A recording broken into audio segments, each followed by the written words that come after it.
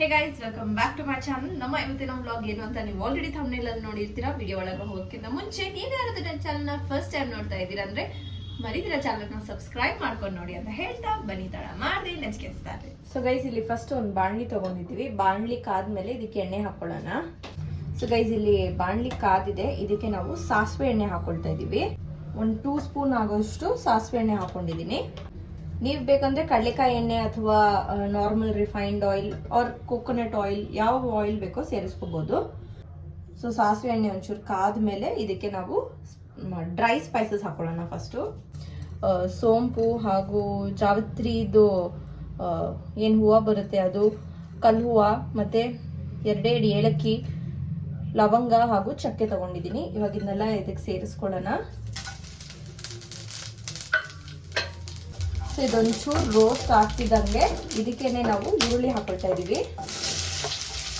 ಈರುಳ್ಳಿ ಚೆನ್ನಾಗಿ ಫ್ರೈ ಆಗಲಿ, ಚೆನ್ನಾಗಿ ಒಂಚೂರು ಬ್ರೌನ್ ಕಲರ್ ಬರಬೇಕು ಈರುಳ್ಳಿ, ಅಷ್ಟಂತ ಚೆನ್ನಾಗಿ ಹುರ್ಕೊಳ್ಳೋಣ ಇದನ್ನ. ಸೊ ಗೈಸ್, ಇಲ್ಲಿ ಆನಿಯನ್ ಚೆನ್ನಾಗಿ ಫ್ರೈ ಆಗಿದೆ ನೋಡ್ಬೋದು. ಇವಾಗ ನಾವು ಇದಕ್ಕೆ ವಾಶ್ ಮಾಡಿಟ್ಟಿರುವಂಥ ಚಿಕನ್ ಸೇರಿಸ್ಕೊಳ್ತಾ ಇದ್ದೀವಿ. ಇಲ್ಲಿ ನಾನು ಅರ್ಧ kg ಆಗೋಷ್ಟು ಚಿಕನ್ ಹಾಕೊಳ್ತಾ ಇದ್ದೀನಿ. ನೀಟಾಗಿ ನಾವು ಮಿಕ್ಸ್ ಮಾಡ್ಕೊಳ್ಳೋಣ. ಇದಕ್ಕೊಂಚೂರು ಅರಿಶಿನ ಸೇರಿಸ್ಕೊಳ್ಳೋಣ. ಇದಕ್ಕೊಂದು 1/4 ಸ್ಪೂನ್ ಆಗೋಷ್ಟು ಅರಿಶಿನ ಹಾಕೊಳ್ತಾ ಇದ್ದೀನಿ.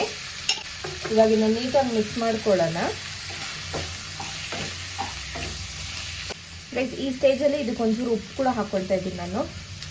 ಶುಂಠಿ ಬೆಳ್ಳುಳ್ಳಿ ಪೇಸ್ಟ್ ಕೂಡ ಸೇರಿಸ್ಕೊಳ್ತಾ ಇದ್ದೀನಿ. 1 ಸ್ಪೂನಲ್ಲಿ ಒಂದು ದೊಡ್ಡ ಸ್ಪೂನಲ್ಲಿ 1 ಸ್ಪೂನ್ ಹಾಕೊಂಡಿದ್ದೀನಿ. ಇವಾಗ ಇದನ್ನೆಲ್ಲ ನೀಟಾಗಿ ಮಿಕ್ಸ್ ಮಾಡಿ ಒಂಚೂರು ಚಿಕನ್ದು ಹಸೆ ವಾಸನೆ ಅವ್ರ ಹಸಿ ಅಂಶ ಹೋಗಲಿ ಅಷ್ಟಂತ ನೀಟಾಗಿ ನಾವು ಫ್ರೈ ಮಾಡ್ಕೊಳ್ಳೋಣ. ಶುಂಠಿ ಬೆಳ್ಳುಳ್ಳಿ ಪೇಸ್ಟ್ ಎಲ್ಲ ನೀಟಾಗಿ ಫ್ರೈ ಆಗಬೇಕು. ಚಿಕನಲ್ಲಿ ಅದರದ್ದೇ ಅಂತ ನೀರಿನ ಅಂಶ ಏನಿದೆ ಅದೆಲ್ಲ ಬಿಟ್ಕೋಬೇಕು, ಅಷ್ಟಂತ ಎಲ್ಲ ನೀಟಾಗಿ ಬೇಯಿಸ್ಕೊಳ್ಳೋಣ.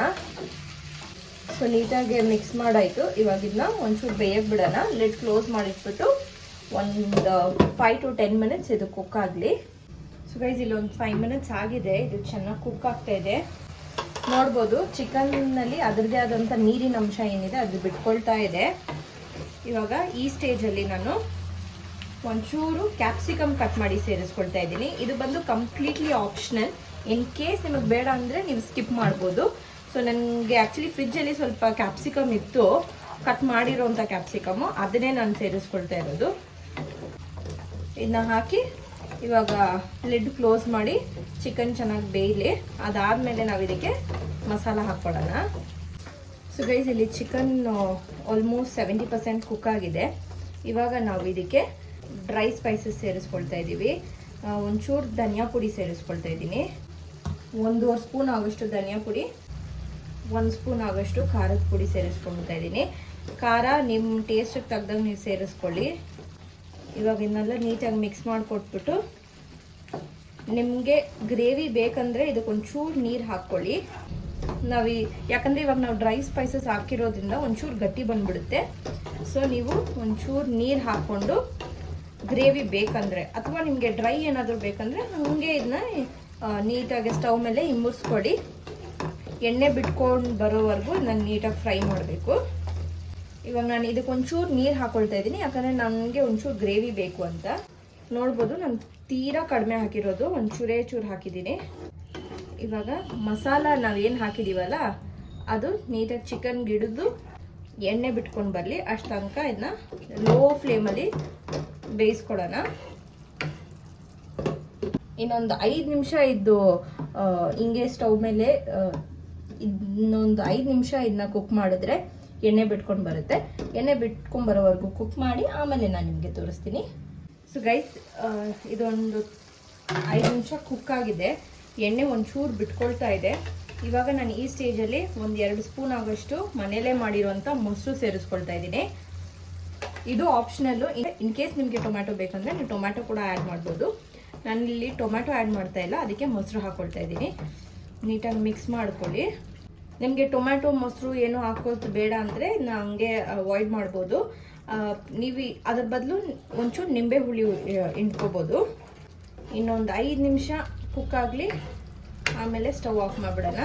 ಲಾಸ್ಟಲ್ಲಿ ಇದಕ್ಕೆ ನಾವು garam masala ಸೇರಿಸ್ಕೊಳ್ಳೋಣ. So guys 5 minutes ಆಯಿತು, ನೀಟಾಗಿ ಎಣ್ಣೆ ಕೂಡ ಮೇಲೆ ತೇಳ್ಕೊಂಡು ಬಂದಿದೆ. ಇದಕ್ಕೆ ನಾನು ಫೈನಲ್ ಆಗಿ ಒಂಚೂರು ಗರಂ ಮಸಾಲ ಹಾಕೊಳ್ತಾ ಇದ್ದೀನಿ. ಈ ಗರಂ ಮಸಾಲ ಒಂಚೂರು ಸ್ಟ್ರಾಂಗ್ ಇದೆ, ಅದಕ್ಕೆ 1/4 ಸ್ಪೂನ್ ಆಗಷ್ಟು ಗರಂ ಮಸಾಲ ಹಾಕಿ ಒಂದ್ಸರಿ ತಿರುಗಿಸ್ಕೊಟ್ಟು ಇದನ್ನ ಆಫ್ ಮಾಡ್ತೀನಿ. ನೋಡ್ಬೋದು ಎಷ್ಟು ಚೆನ್ನಾಗಿ ಎಣ್ಣೆ ಬಿಟ್ಕೊಂಡಿದೆ ಅಂತ ಅಂದ್ಬಿಟ್ಟು. It is so so so delicious. Try ಮಾಡಿ ಹೇಗಿದೆ ಅಂತ ನನಗೆ ಕಾಮೆಂಟ್ ಸೆಕ್ಷನಲ್ಲಿ ಹೇಳಿ. ಇದನ್ನು ಒಳ್ಳೆ ದೋಸೆ ಅಥವಾ ಚಪಾತಿ, ನೀರು ದೋಸೆ ಅಥವಾ ಗೀ ರೈಸ್, ವೈಟ್ ರೈಸ್ ಜೊತೆ ಟೇಸ್ಟ್ ಮಾಡಿ ಹೇಗಿದೆ ಅಂತ ನನಗೆ ಕಾಮೆಂಟ್ ಸೆಕ್ಷನಲ್ಲಿ ಹೇಳಿ ಅಂತ ಹೇಳ್ತಾ, with this I end my vlog here. Thank you so much for watching.